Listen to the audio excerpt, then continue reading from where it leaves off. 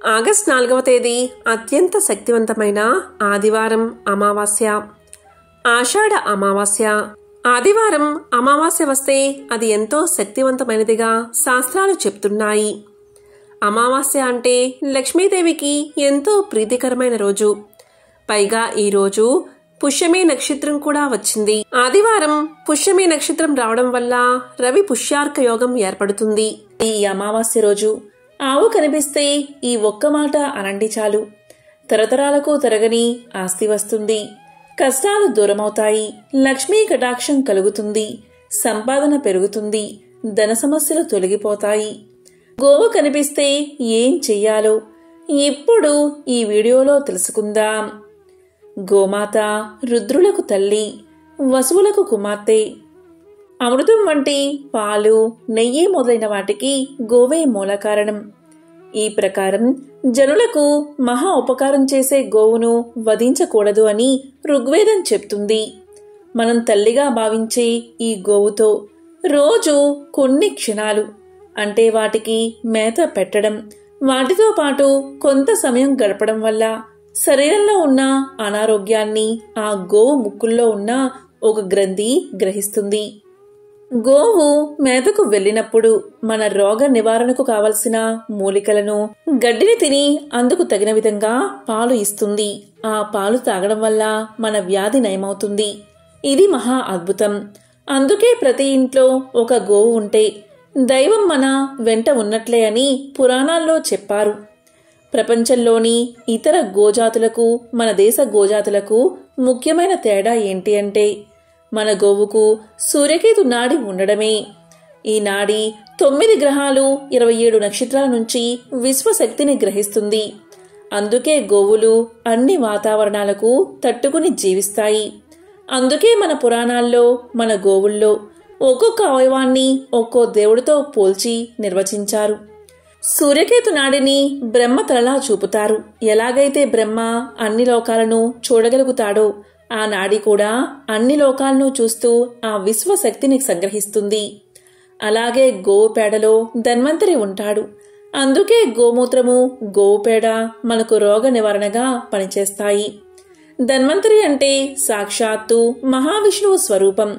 గోవు నుదురు కొమ్ముల భాగంలో శివుడు కొలువుతీరి ఉంటాడు. అందువల్ల ఆ కొమ్ములపై చల్లిన నీటిని సేవిస్తే త్రివేణి సంగమంలోని నీటిని శిరస్సుపై చల్లుకున్నంత ఫలితం లభిస్తుందట. అంతేకాదు శివ అష్టోత్తరము, సహస్రనామాలు పఠిస్తూ బిల్వ పత్రాలతో ఆవు కొమ్ములను పూజిస్తే సాక్షాత్తు కాశీ విశ్వేశ్వరుని పూజించిన ఫలితం దక్కుతుందట. గోవు నాసికలో సుబ్రహ్మణ్య స్వామి ఉండడం వల్ల నాసికను పూజిస్తే సంతాన నష్టం ఉండదు. ఆవు చెవి దగ్గర అశ్విని దేవతలు కొలువై ఉండడం వల్ల ఆవు చెవులను పూజిస్తే సమస్త రోగాల నుంచి విముక్తి లభిస్తుంది. ఆవు కన్నుల దగ్గర సూర్యచంద్రులు ఉండడం వల్ల కన్నులను పూజిస్తే అజ్ఞానం అనే చీకటి నశించి జ్ఞానకాంతి కలిగి సకల సంపదలు కలుగుతాయి. ఆవు నాలికపై వరుణ దేవుడు ఉండడం వల్ల అక్కడ పూజిస్తే శీఘ్ర సంతానం కలుగుతుంది. ఆవు చెక్కిళ్లలో కుడివైపున యముడు, ఎడమవైపున ధర్మ దేవతలు ఉండడం వల్ల వాటిని పూజిస్తే యమబాధలు లేక పుణ్యలోక ప్రాప్తి కలుగుతుంది. ఆవు పెదవుల్లో ప్రాత సంధ్యాది దేవతలు ఉండడం వల్ల వాటిని పూజిస్తే పాపాలు నశిస్తాయట. ఆవు కంఠంలో ఇంద్రుడు ఉండడం వల్ల కంఠాన్ని పూజిస్తే ఇంద్రియ పాటవాలు, సంతానం కలుగుతాయి. ఆవు పొదుగుల్లో 4 పురుషార్థాలు ఉంటాయి. అందువల్ల అక్కడ పూజిస్తే ధర్మ, అర్థ, కామ మోక్షాలు కలుగుతాయి. ఆవు గిట్టల చివర నాగదేవతలు ఉండడం వల్ల అక్కడ పూజిస్తే నాగలోక ప్రాప్తి లభిస్తుంది. వాటితో పాటు భూమిపై నాగుపాముల భయమనేదే ఉండదు. ఆవు గిట్టల్లో గంధర్వులు ఉండడం వల్ల గిట్టలను పూజిస్తే గంధర్వలోక ప్రాప్తి కలుగుతుంది. అందువల్ల గోమాత సకల దేవతా స్వరూపం. గోవులో సమస్త దేవతలు కొలువై ఉంటారు. ఇక గోమూత్రంలో 47 రకాల మూల పదార్థాలు ఉంటాయి.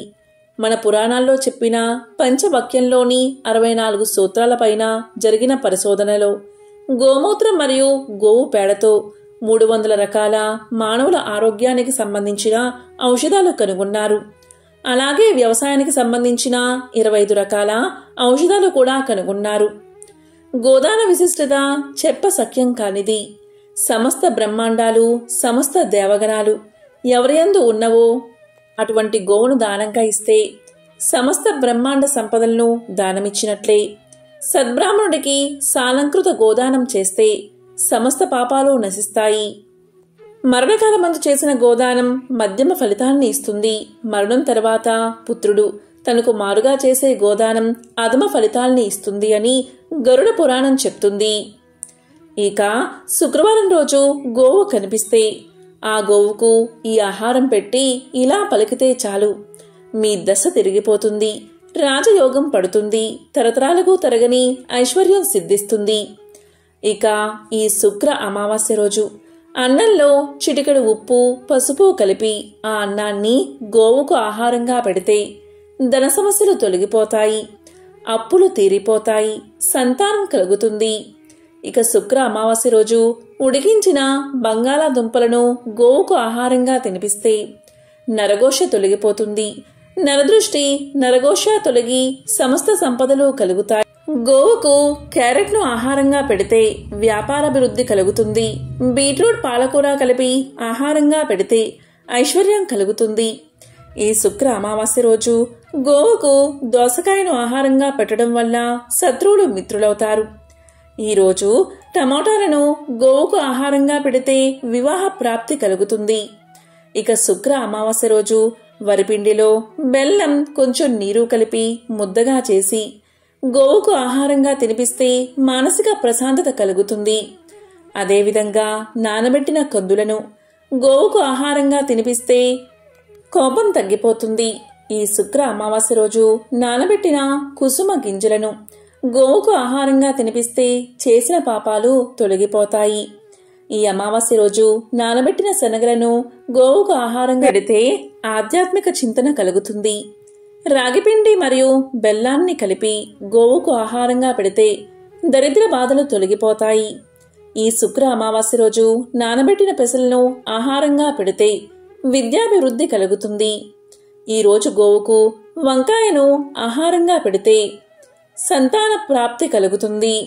ఈ శుక్ర అమావాస్య రోజు గోవుకు అరటిపళ్ళు ఆహారంగా పెడితే ఉన్నత పదవులు దక్కుతాయి. ఈరోజు బెండకాయలను ఆహారంగా పెట్టడం వల్ల మనోధైర్యం కలుగుతుంది. దొండకాయలను ఈ శుక్ర అమావాస్య రోజు గోవుకు ఆహారంగా పెడితే మనోవ్యాధులు తొలగిపోతాయి. జొన్నపిండి, బెల్లము కలిపి గోవుకు ఆహారంగా పెడితే తెలివితేటలు పెరుగుతాయి. మినప్పిండి మరియు బెల్లము కలిపి ఈ శుక్ర అమావాస్య రోజు గోవుకు ఆహారంగా పెడితే ఐశ్వర్యం కలుగుతుంది. గోధుమ పిండి, బెల్లము కలిపి ఆహారంగా పెట్టడం వల్ల ఉద్యోగ ప్రాప్తి కలుగుతుంది. ఈరోజు నానబెట్టిన పెసరపప్పు గోవుకు ఆహారంగా పెడితే ఇంద్రియ నిగ్రహ శక్తి పెరుగుతుంది.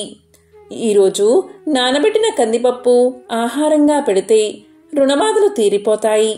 నానబెట్టిన మినప్పప్పు ఆహారంగా పెడితే సంపూర్ణ ఆరోగ్యం కలుగుతుంది. పచ్చి శనగపప్పు ఆహారంగా పెడితే కుటుంబ కలహాలు దూరమవుతాయి. గోవుకు ఈ అమావాస్య రోజు శనగపిండి, బెల్లము కలిపి పెట్టడం వల్ల కోర్టు వ్యవహారాల్లో విజయం సాధిస్తారు. ఈ అమావాస్య రోజు గోవుకు నానబెట్టిన పొట్టు పెసరపప్పు పెట్టడం వల్ల బుద్ధి కుశలత కలుగుతుంది. ఇలా శుక్ర అమావాస్య రోజు ఆయా పదార్థాలను భక్తితో గోవుకు సమర్పించుకుంటే మీకున్న సమస్యలు సులభంగా తొలగిపోతాయి. తరతరాలకు తరగని ఐశ్వర్యం కలుగుతుంది.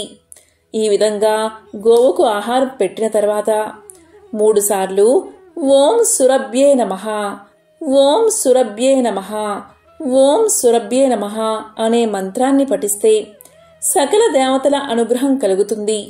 కష్టాలు దూరమైపోతాయి. లక్ష్మీ కటాక్షం కలుగుతుంది. రాజయోగం పడుతుంది. పౌర్ణమి, అమావాస్యలు శూన్యతిథులు. ఈ శూన్యతిథులంటే లక్ష్మీదేవికి ఎంతో ఇష్టం. ఈరోజు మనం లక్ష్మీదేవిని పూజిస్తే సకల సంపదలు కలుగుతాయి.